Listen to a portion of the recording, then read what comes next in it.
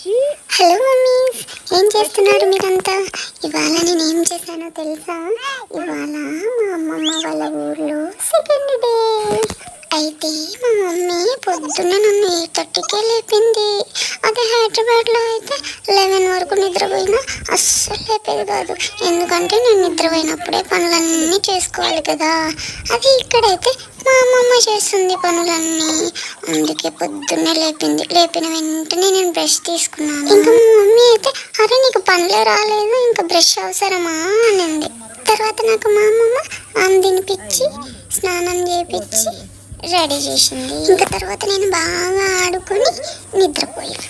నేను లేచేసరికి మా మమ్మీ చికెను బగారా రైస్ చేసింది. ఇవాళ సండే కదా, ఇంకా అందరం కలిసి తింటుంటే మధ్యలో డాగి వచ్చింది. దానికి కూడా కొంచెం పెట్టాము. ఇంకా వీడియో నచ్చితే లైక్ చేయండి మమ్మీస్. బాయ్.